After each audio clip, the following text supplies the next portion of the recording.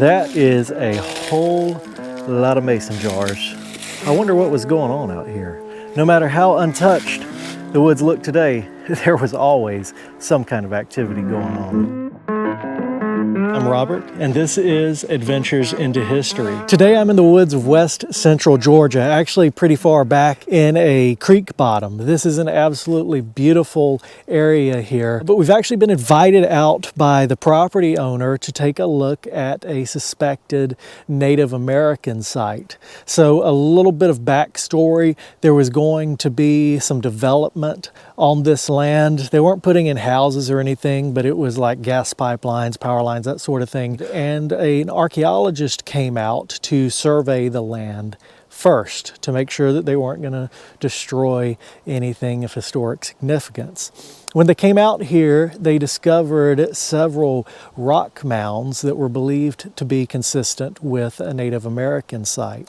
Now, we see a lot of different kind of rock piling activity in the woods. A lot of times it's from farmers clearing fields. But out here, one thing that we noticed down in this creek bottom is that there's no terracing. Often in large farming activities in this area, the creek bottoms were one of the most desirable spots for growing plants that need a lot of water, like cotton. And the farmers back then and plantation owners would want to use every square inch of that land to farm on. So what they would do is that they would cut these hills down and terrace them. And we see a lot of terracing, remains of old farming operations in the woods of Georgia. We don't see that here in these woods today, which gives us more reason to think that this might be a Native American site rather than something left over by early settlement farming. So we're going to take a look at the rock mounds that are out here, but there was somebody else in these woods too. They were cooking something. This is a spring-fed creek, and it looks like sometimes it runs, sometimes it doesn't, and it's dry right now. It's been a very dry year here in Georgia. Springs, creeks, rivers were often favorite sites for Native Americans. You would find a lot of Native American either campsites or even villages nearby to creek sites. But creek sites were also the preferred place to cook up some moonshine. Some good old moonshine, and that's what we have right here as an old moonshine still. And the revenuers found this one because it has axe marks in it. No moonshine for us today. We can see them from the inside, right there. Yeah, they caught them.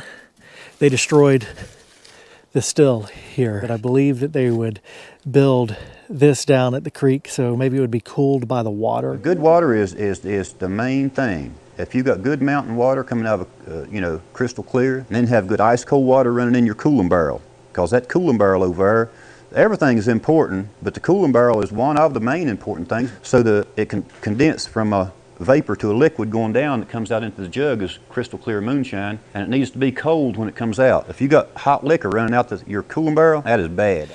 But there was also a site up there where there's barrel where they would be cooking up the mash. There's one of the barrels. It got busted up too. The first step to making this is to get your mash barrel right. But out in the mountains, you just dig a hole just a little bit deeper than the barrel. Set your barrel or barrels down in there. So once you set your mash, let it work for a week. Well, you let it work till it works off. And I used to make of a nighttime up there. Make whiskey of a nighttime and go to school of a daytime. And just take a look at this beautiful little creek bottom down here where they were cooking up some moonshine. So this part of Georgia is where the Creek Nation existed until the Treaty of Indian Springs in 1825 and the Treaty of Washington in 1826. After those treaties, the Creek moved over to Alabama, where the Creek Nation existed until 1836. One of the reasons that the state of Georgia wanted this land that was formerly the Creek Nation was due to the fact that the Creek had very successful plantations here and were very successful in farming here in this rich soil. And the state of Georgia wanted some of that for themselves. But prior to the Creek, you had different Native Americans, such as the mound builders. So I don't know exactly who would have built these rock mounds and whether it would be marking a ceremonial site or whether it would be from Native Americans clearing land to farm or have a village site here. I don't know that. I do know that the archaeologist evidently said that they did not believe it was a grave site, but was consistent with other Native American sites that had been previously documented in our area. So I'm back down in the creek bottom now, and we're about to take a look at the actual rock sites that are believed to be Native American on the side of this hill over here. So we've got the big tall hill over there, we've got the big tall hill over here. It's really hard to talk about Native American history. For one, I'm not very knowledgeable on it, as it's not an area of history that I've personally studied, but also the fact that a lot of Native American history in this area has simply been erased over time. When the European settlers got here after the Creek removal in 1826, after the Treaty of Washington was signed, anything that was related to the Native Americans was erased and was considered trash. Even arrowheads. Everybody likes to walk through the woods and pick up arrowheads, spear points, projectiles, pieces of Native American pottery today that we find, these artifacts in the woods.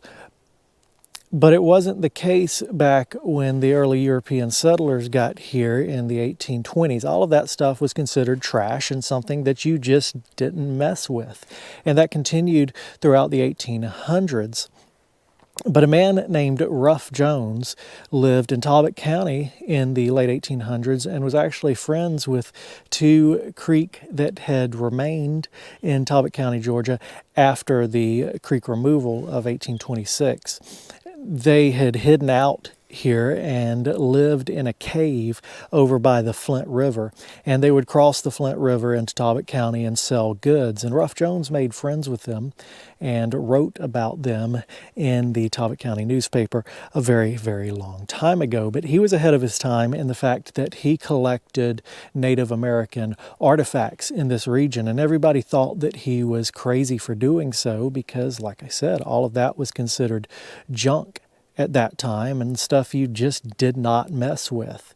And his collection, which was very early, actually is in the Smithsonian now. A lot of the Creek sites that existed here up until 1826, which is just now 200 years ago, they were all erased. The towns, villages, plantations that the Creek had here, and then any kind of prior to the Creek Native American sites were also erased. The farmers plowed them right on over starting in the early 1800s. And even more so, history that predates the Creeks, like the mound builders, because there were members of the Creek Nation back in the 1800s that were interviewed about the Native American mounds, and they said that they didn't know. They were here when they got here. So a lot of lost history.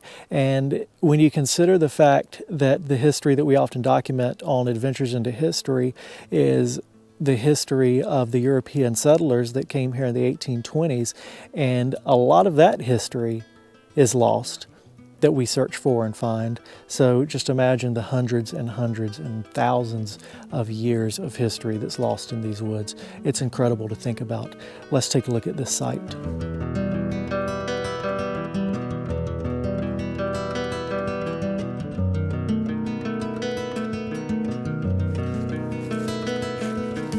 So you can see the flag in the trees. It's actually where the archaeologist flagged this off. And we can see an example of one right here. And then another one right here. I believe that there were 6 that were identified on this property. Now, if I were to see these in the woods, I would probably think that it was from a farmer clearing a field. I see this a lot from that kind of activity. But as mentioned earlier, one noticeable difference is that none of these hillsides are terraced. But for the moment, we're going to take a pause on this video, and I'm going to fight through some briars. Now, why am I fighting through briars? I'm actually in another location, but I wanted to show you an example of rock piles and terracing left over from old farming practices that are verifiably not done by Native Americans. So we can get a comparison between the rock piles that we're going to be taking a look at and what we're going to be discussing versus what verifiably is known to be from old farming. We can already see some right here. Now I am on an extremely hilly area, and this area that I'm on right now was terraced and heavily farmed many years ago. In fact, I'm walking up a terrace right now, and I hope that this one shows up on camera. Can you see them? One there, step, then another one up there, and another very large pile of rocks. So these rocks would have come out of the ground when they were farming here, and every time one would get plowed up, they'd throw it in the pile. And then these rocks would later be used for building chimneys, rock walls, that sort of thing. But this is from old farming, and you have to take a minute and think about, there were a lot of plantations here, that all of these rocks were probably piled up here by enslaved labor as they cleared these fields. So we're actually standing on a terrace right now, and if we look down, maybe you can tell on video that there's one there, then another one there. And it turns this hillside into something that could be farmed. And if we get to the top of the hill, after I get through the briars, we find another rock pile where the fields were being cleared. We can see those terraces as I came up back that way, and then we can see one more on this side. But this is just a single ridge that was terraced and cleared of rocks to allow it to be farmed as part of this huge old plantation that we're currently standing on right now. That has been woods now for many years. See, not a very large area, but this goes down into some good bottomland. And this bottomland, much like the place that we're at in the other site, would have been perfect and desirable for farming. And if we look down the hill, you can see terrace, flat, terrace, flat, and then it looks like the terracing stops and it just slopes downhill. What we can also see here is that these rocks that were used for clearing the field were used to build these terraces. Had the side of this terrace here is lined with rock. And now in another section of woods with 100% less briars, I can show you some more leftover terracing. I'm still down in a creek bottom. You can see it, the creek is right down there, and every little bit of this land right here was farmed on. And again, we know that because of terracing. So I'm actually going to walk along this terrace, and it is amazingly wide. Hopefully you'll be able to tell this one on video. It goes down right there, then drops, then goes across, and then it drops again, and then one more time, and then one more time, until you get down to the creek bottom. So every little bit of this was used for farming. And we're in a completely different location right now than the one that we started at, but it looks to me like there might have been some similar activities going on here. That is a whole lot of mason jars just in a pile on the ground. Now these are much newer than this old terraced land. So I wonder what was going on out here.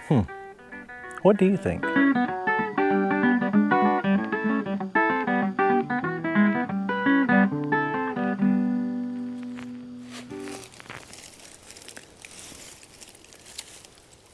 Number 5 pail.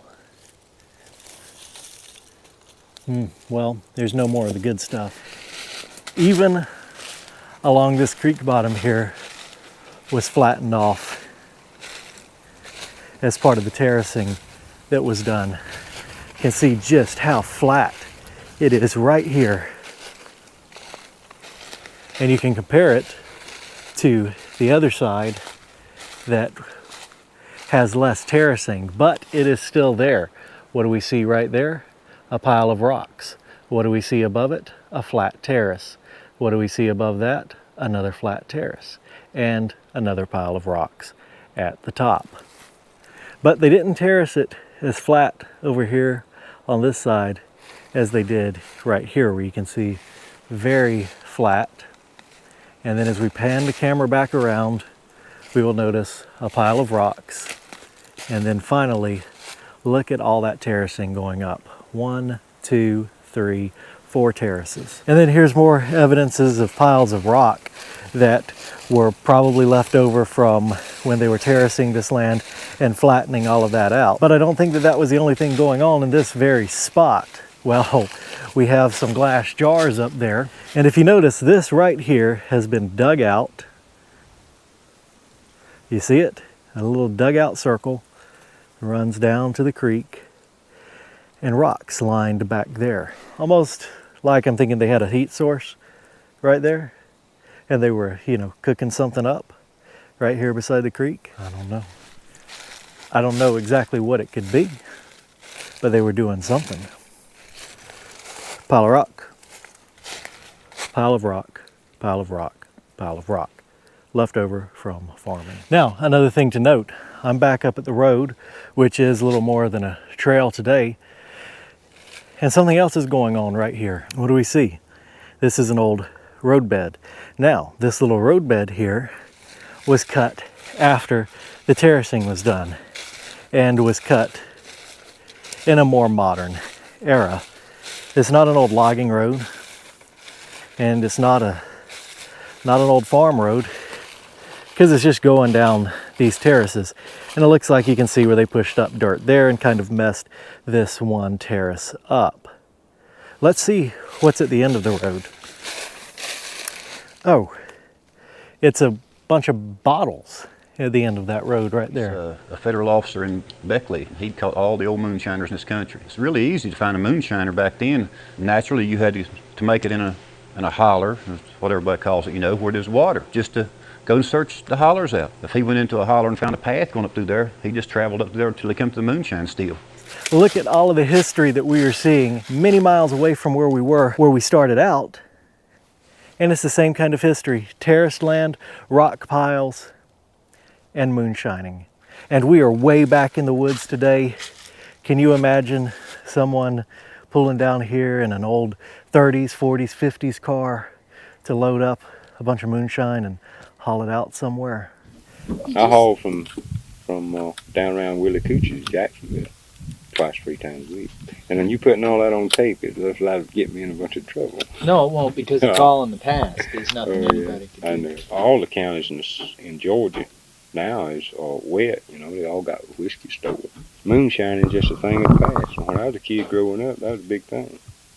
It's really cool to think about all of the history that the woods try to keep secret from us. So we're a little further down the road and a little deeper in the woods, but this site right here is one of the most well-preserved examples of terracing that you'll find just in the woods today. And I really wanted to show this off. Honestly, it deserves its own video of just walking across every single one of these terraces because they are that amazing. I'm already standing on one terrace, but we have another one and another one and another one.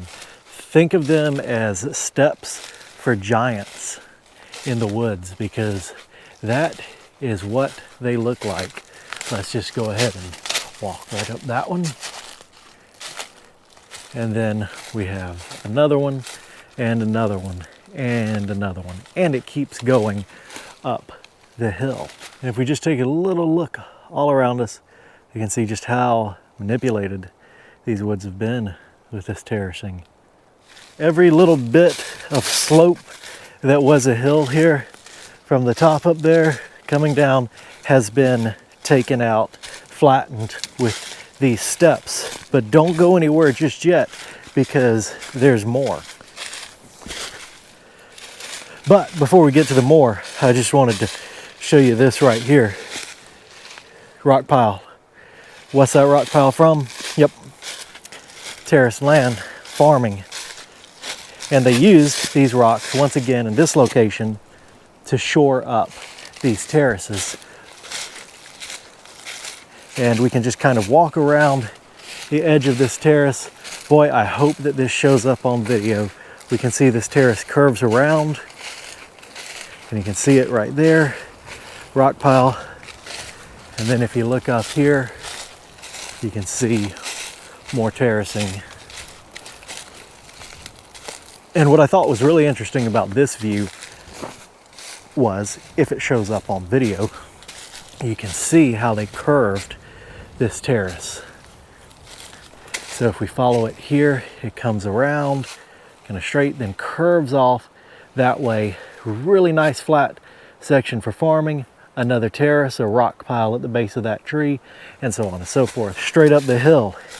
And if you're wondering whether we're in another creek bottom or not, you guessed it, we are. The creek is right down there. Entire hillside flattened, terraced all the way down to the creek. I don't know if they were cooking up some of the special sauce down in this creek or not, but it'd be funny if we saw that again as well. Now, before we get back to where we started, I got to show you one more place where there are amazing terraces. It's really close and it's related to these, but they are incredible. I really hope that this shows up on video as clear as it is to me standing out here, because this is beautiful. You can see terrace there. I'm actually standing on terracing here, and then look up the side of this hill here, rock pile. And it is terraced all the way up to the hill. And just like the ones I showed you just a second ago, they're really wide terracing. And it looks like steps for a giant to get up to the top of this hill. But just look at how many there are. But there are so many more. This area was obviously very heavily farmed, all part of a huge plantation out here.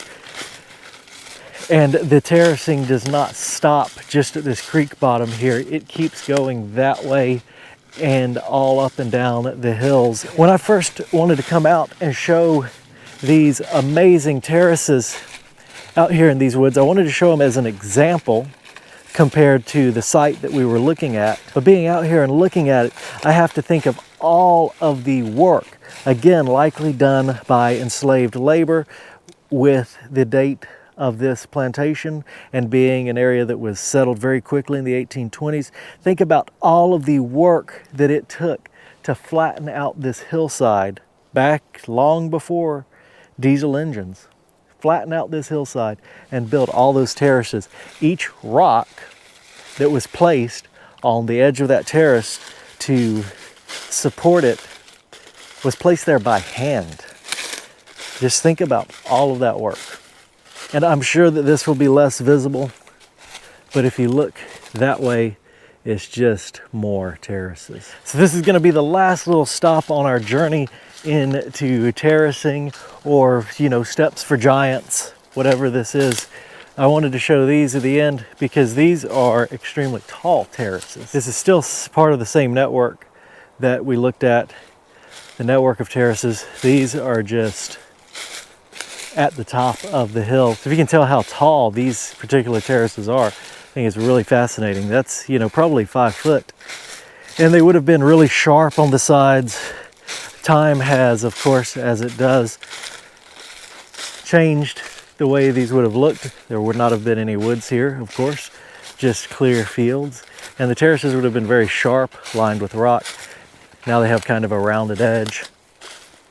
But look at how tall that little bit of terracing is. And then if we look down, look at that, that's flattened there, and then another terrace. Actually, I'll show you here, just like this. Hopefully you can see it behind me, that terrace. Let's keep going down a little bit further. Going back down the hill. I had to walk all up that, so don't want to go too far. That's a very small terrace done with rocks in there. Not sure what the purpose of that would have been, kind of little mini terraces within the terraces, maybe growing different crops. But if we come down here to the edge of this one, and again, each terrace is rocked up on the walls here. This from a distance, and it'll never show up as good on video as it looks in person, but from a distance, as you're coming up to this incredible hill that's terraced like this, it looks like you're coming up on a fortress or the ruins of an ancient battleground or something like that. But nope, just terracing from farming. And look down that hill. We were way down there when we were last looking at these terraces, and here there's 1, there's 2, there's 3, there's 4, 5, and it just keeps on going until we can't see it anymore. So that's a little journey into terracing out here. I wanted to show what I know for a fact is terracing and rock piles left over from farming, so we have something to compare the site we're investigating to, so you guys can see what I'm talking about. Let's get back over there. Now, if I were to see these in the woods, I would probably think that it was from clearing a field. I see this a lot from that kind of activity. But as mentioned earlier, one noticeable difference is that none of these hillsides are terraced or really appear to be farmed. Now, another thing that you'll note, there are no old trees around me, which means that every old growth tree that was out here was harvested at some point. And as we look at woods like this, it looks like nobody has ever been here. Of course, we have signs of people being here, whether it be the moonshiners or these rock piles. But whereas it looks like there was nobody ever in these woods and nothing has ever happened in these woods, one telltale sign that something has happened is the fact that there are no old trees. Every tree around me is young, second, third growth forest. There are almost no parts of the state of Georgia that have old growth, especially in west-central Georgia where we are today. Because when the settlers got here, they cleared pretty much every tree around, and those trees were used to build houses, and of course fields were then put where it used to be forest. But the Creek people were already clearing the woods by 1826 as they had began farming in the European style with plantations set up, even cotton plantations. So interesting to think about that no matter how untouched the woods look, there's been somebody here.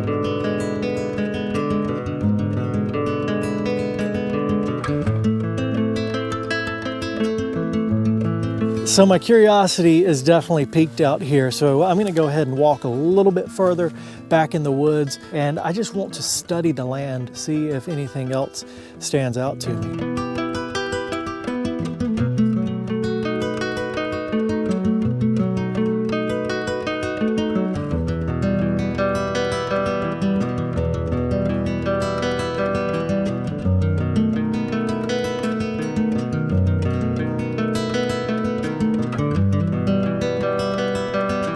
So speaking on trees, the fact that there's no old growth around us and the fact that pretty much all the old trees were cut down, we actually do have some remains of old trees here, some of the old growth. These stumps will last forever. It's fat lighter now, but these are the remains of old longleaf pine trees that used to grow throughout this entire region 200 years ago.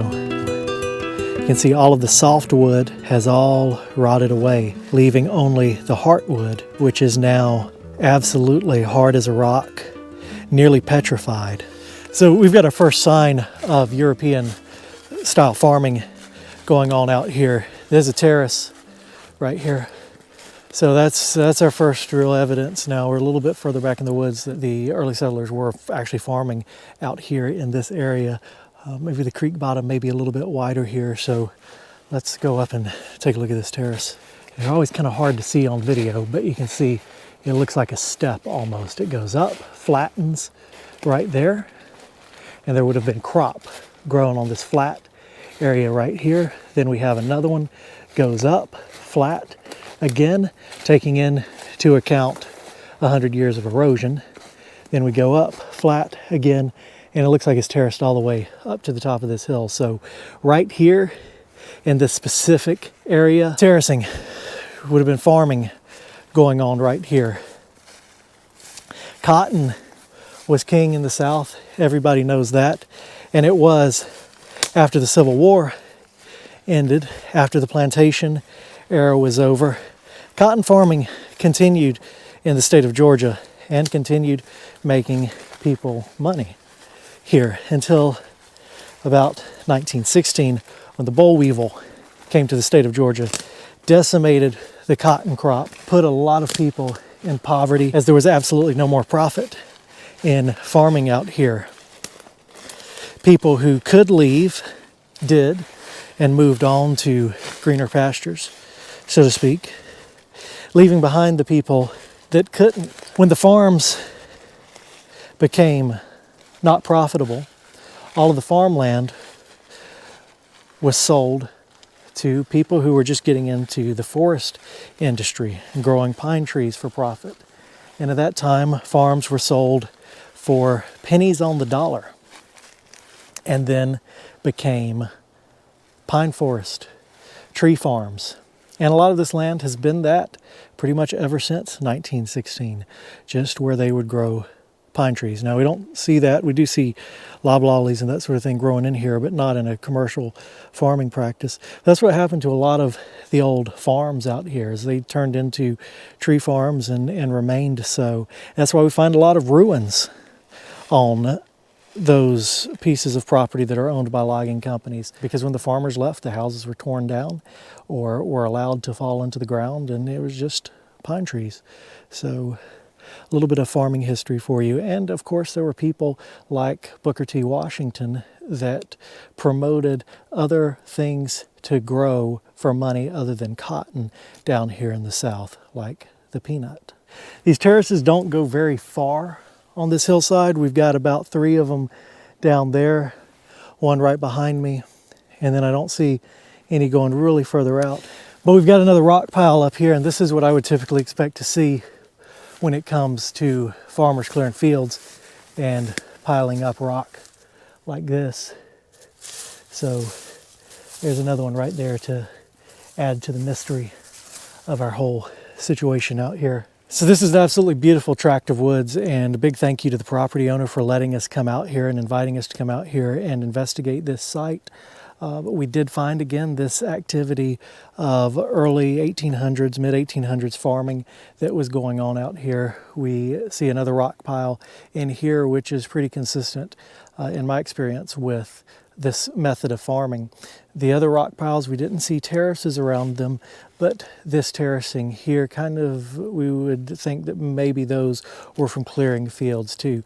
Again, I'm hardly an expert on Native American sites, but I do know what farming looks like historically in Georgia, and that's what this looks like right here.